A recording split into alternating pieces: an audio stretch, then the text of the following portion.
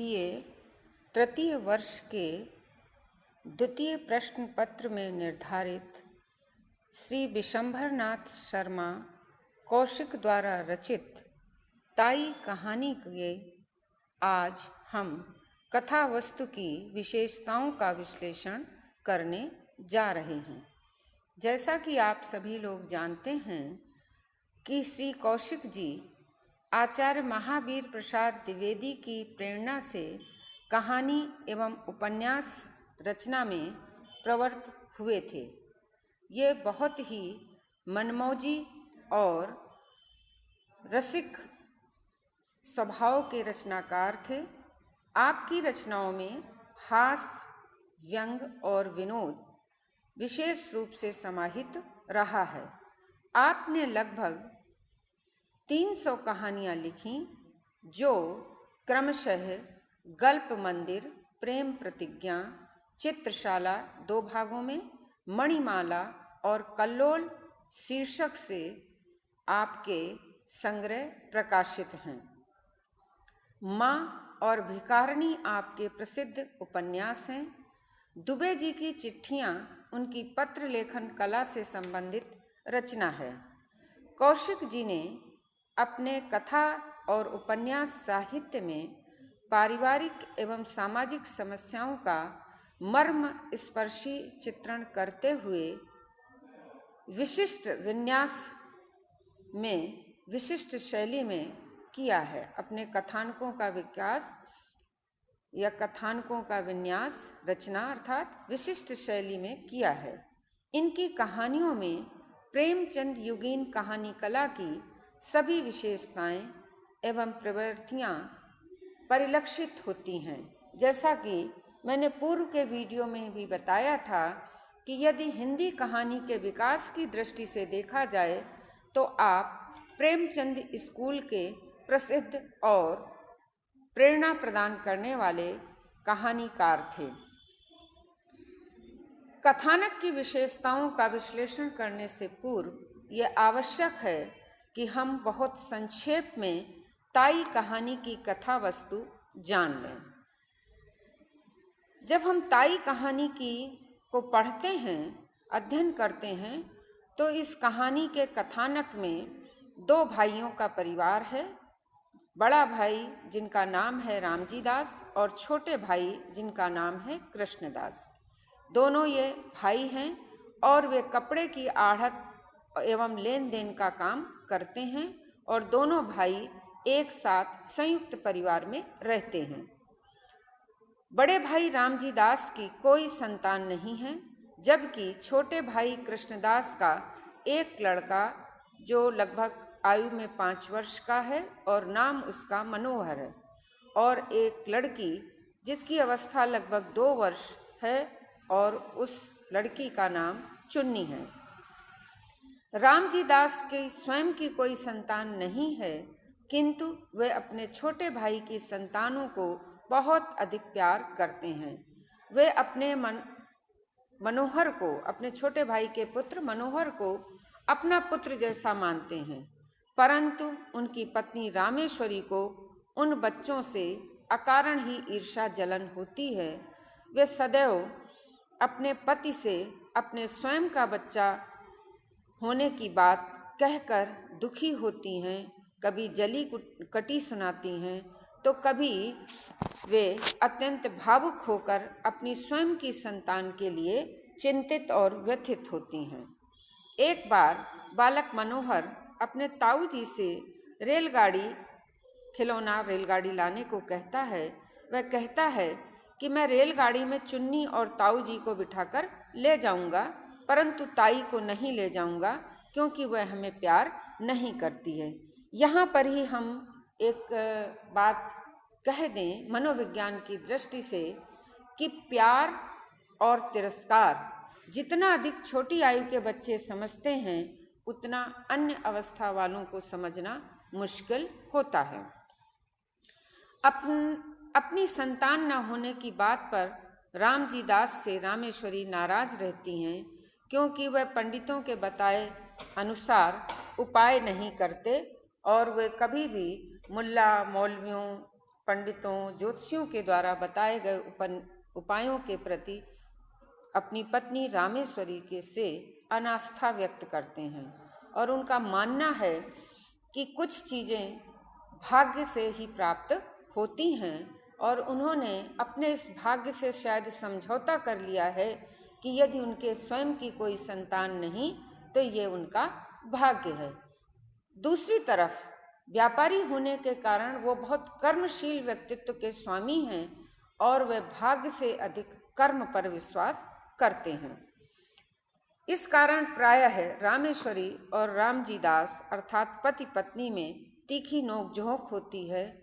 कई बार जब रामजी दास क्रोधित हो उठते हैं रामेश्वरी की इस बात पर, तो वे चुपचाप उनकी बात को सुन भी लेती हैं। एक दिन की बात है, शाम के समय दोनों बालक छत पर खेल रहे होते हैं। रामेश्वरी भी वहीं कुछ गृहस्थी का काम कर रही होती हैं और उस समय उन्हें बालकों का वो खेलना बहुत अच्छा लगता है और वह उन्हें प्यार भी करने लगती हैं। अचानक रामजी दास का उस समय छत पर आना होता है और रामजी दास इस बात को देखकर अत्यंत खुश होते हैं कि चलो उनकी पत्नी हमारे भाई के बच्चों से बहुत प्यार कर रही है। अचानक उसी घटनाक्रम में मनोहर पतंग उड़ाता है और वह पतंग उड़ाते उड़ाते अचानक जब उसकी पतंग छज्जे से नीचे आंगन में गिरती है तो उस पतंग को देखने या ढूंढने के लिए या कहें पकड़ने के लिए नीचे झुकता है तो उसके हाथ से मुंडेर छूट जाती है और वो छज्जे में नीचे लटक जाता है। वह छत पर बैठी हुई ताई को बचाने के लिए आवाज़ देता है और कहता है, ताई जी मुझे बचा लो बचा लो। उसी समय अचानक रामेश्वरी दुविधा युक्त हो जाती हैं और वह उस बालक मनोहर को बचाने का प्रयास नहीं करती। बालक का धीरे धीरे हाथ फिसलता है और वह नीचे जाकर गिर जाता है। लेकिन जैसे ही बालक मनोहर नीचे गिरता है, रामेश्वरी बेहोश हो जाती हैं और वो लगभग 1 सप्ताह तक बिस्तर पर पड़ी रहती हैं। मनोहर की टांग पर प्लास्टर चढ़ा दिया जाता है, वह धीरे धीरे ठीक भी हो जाता है। रामेश्वरी जब ज्वर से थोड़ा ठीक होती हैं तो वो अपने पास उसे बड़े प्यार से बुलाकर हृदय से लगाती हैं। अब वह उसे अपना अत्यधिक प्यार करने लगती हैं, अब वो उन्हें अत्यंत प्रिय लगने लगता है। अंततः कहानी की चरम सीमा पर आकर यह स्थिति हो जाती है कि बालक मनोहर से ईर्ष्या द्वेष रखने वाली रामेश्वरी का प्राणाधार वह बालक हो जाता है। कहानी की कथा वस्तु इतनी ही है। कहानी में 3 परिच्छेद हैं और इस कहानी में प्रारंभ में व्यापार और उस संयुक्त परिवार का कहानीकार ने चित्रण किया है। मध्य में यह घटनाक्रम घटता है और कहानी की चरम सीमा पर आकर बालक मनोहर के प्रति जो रामेश्वरी का प्यार है, जो वात्सल्य है, जो ममत्व है, जो उसका बांध समुद्र लहराता है, उसको कहानीकार ने बड़ी सूक्ष्मता से, बड़े मार्मिक ढंग से अभिव्यक्त किया है। हम यदि इस कहानी की कथानक की विशेषताओं को रेखांकित करें तो सामान्यतः किसी भी सफल कथानक में कुछ विशेषताएं पाई जाती हैं, जैसे संभाव्य एवं रोचक होना चाहिए कथानक, सुगठित एवं कौतूहल वर्धक होना चाहिए, बाल मनोविज्ञान या जिस भी तरह का कथानक हो उसे अभिव्यक्त करना चाहिए, संक्षिप्त एवं आदर्श से मंडित होना चाहिए कथानक और उद्देश्यपूर्ण होना चाहिए। इस दृष्टि से हम सबसे पहले कथानक की विशेषता के आधार पर इसको यदि देखें ताई कहानी के कथानक को, तो हम कह सकते हैं कि ताई कहानी की कथा वस्तु को कहानीकार ने इस प्रकार वर्णित और चित्रित किया है कि वो कहानी हमें ऐसा लगता है कि हमारे आसपास के किसी संयुक्त परिवार में घटित होने वाली ही घटना या कहानी है। क्योंकि रामेश्वरी के माध्यम के द्वारा, ताई के द्वारा और ताऊ के द्वारा जो अपने छोटे भाई के प्रति जो प्यार, ममत्व, समर्पण और वात्सल्य दिखाया गया है, ये हमें प्रायः संयुक्त परिवारों में दिखाई देता है। रामेश्वरी स्वयं निसंतान हैं, तो एक नारी होने के कारण उनकी स्वयं की संतान होने की कामना भी गलत नहीं है, या हम उसे ये नहीं कह सकते कि उनको ये भावना नहीं रखनी चाहिए। अपनी संतान ना होने पर भी वो बीच बीच में अपने ममत्व के कारण अपने देवर के बच्चों को प्यार भी करती हैं। दूसरी तरफ भारतीय नारी के जो सहज गुण होते हैं, अंधविश्वासों पर विश्वास करना, धार्मिक आस्था, सामाजिक मान्यताएं आदि का भी कथाकार ने बड़ा सुंदर चित्रण किया है। इस तरह हम कह सकते हैं कि ताई कहानी की कथा वस्तु अत्यंत रोचक एवं सरस है। इसमें संभावता के गुण आदि से लेकर अंत तक विद्यमान है। दूसरी विशेषता जो कथानक की होती है कि कथानक जो है वो बहुत सुगठित और कौतूहलवर्धक होना चाहिए, क्योंकि यदि कथानक बिखरा हुआ होगा तो पाठक उस कहानी को या उस कथा को पढ़ने में उसका आकर्षण नहीं होगा। उसमें इतनी सुगठता होनी चाहिए और इतना कौतूहल होना चाहिए कि वह पाठक जो है वो उस कहानी को जब पढ़ना प्रारंभ करे तो कहीं भी घटनाओं के घटने के क्रम में उसे कहीं कोई अक्रमता ना लगे या बिखरापन ना लगे, और जब जैसे जैसे वो कहानी पढ़ता जाए, उसका अध्ययन करता जाए, उसके मन में यह जिज्ञासा उत्पन्न हो जानी चाहिए कि अब आगे क्या होगा, अब इसके बाद क्या होगा। जैसे कि अगर छोटी घटना की बात कहें कि यदि मनोहर छत से गिर गया है तो अब रामेश्वरी के मन में क्या होगा, तुरंत ही पाठकों के मन में यह जिज्ञासा उत्पन्न होती है। रामेश्वरी पर इस घटना का बहुत प्रभाव पड़ता है, बहुत गहरा प्रभाव पड़ता है, और जो उनके शारीरिक ज्वर के रूप में कथाकार ने चित्रित किया है, और जैसे ही वो ज्वर से मुक्त होती हैं, उनका बालक मनोहर के प्रति जो उदात्त वात्सल्य प्रेम जागता है, वह निश्चित ही एक भारतीय नारी को आदर्शों से मंडित कर देता है।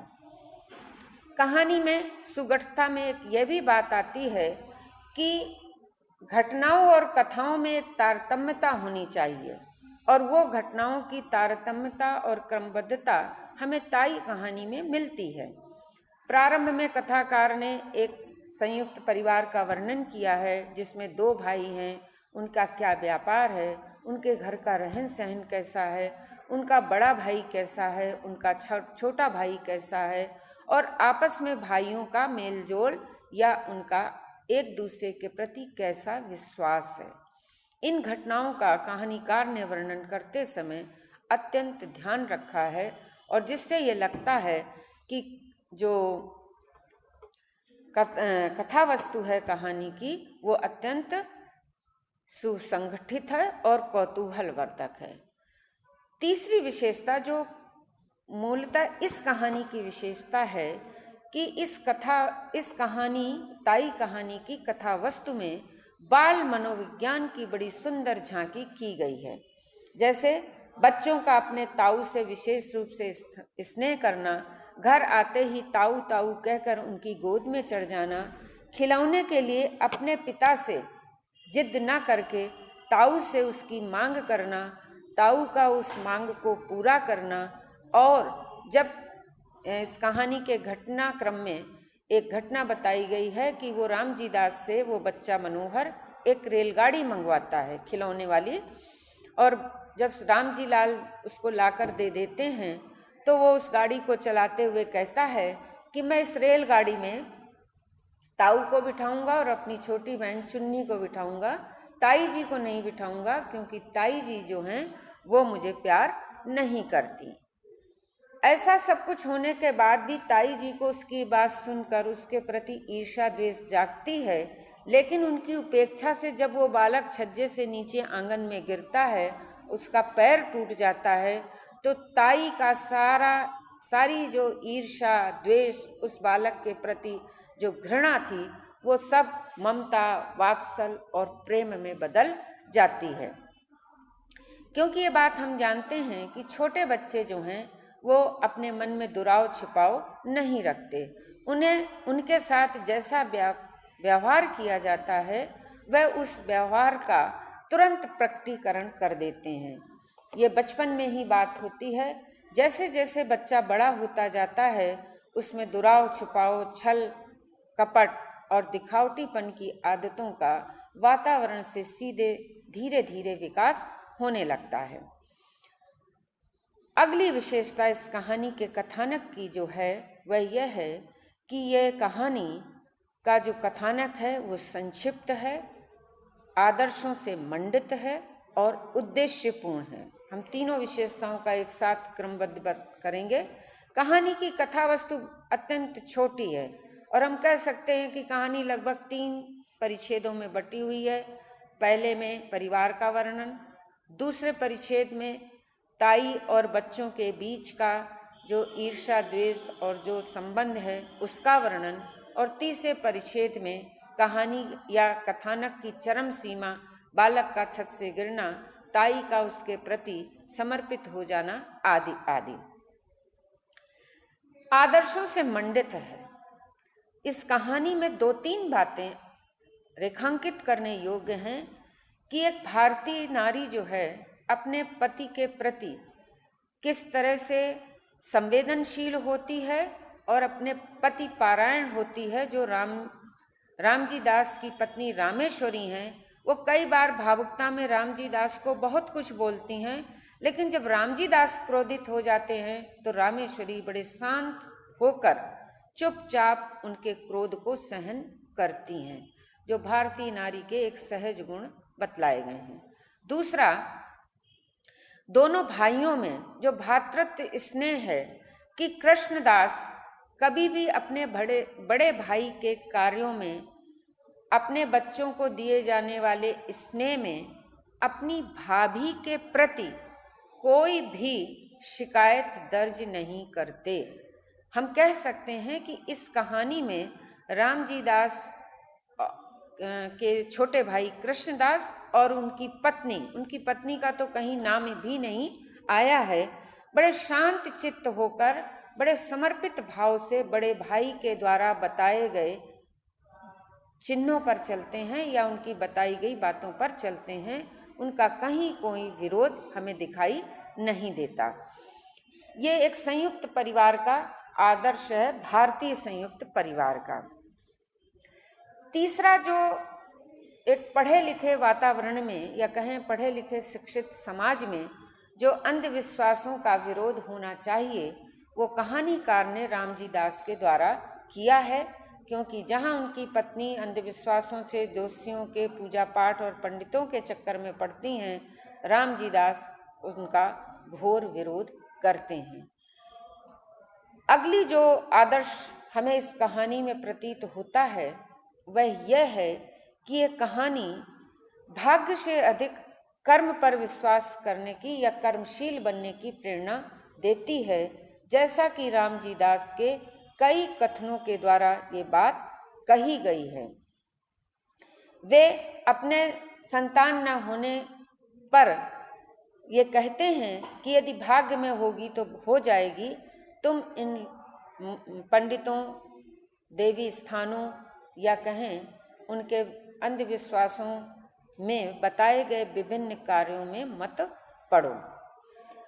इसके अतिरिक्त इस कथानक की जो और विशेषताएं हैं, जो हम कह सकते हैं संक्षेप में कि इस कहानी का कथानक बहुत गतिशील है और ये गतिशीलता बिल्कुल झरने जैसी गति है, जो बिल्कुल बताए गए अपने मार्ग पर सतत चलता चला जाता है।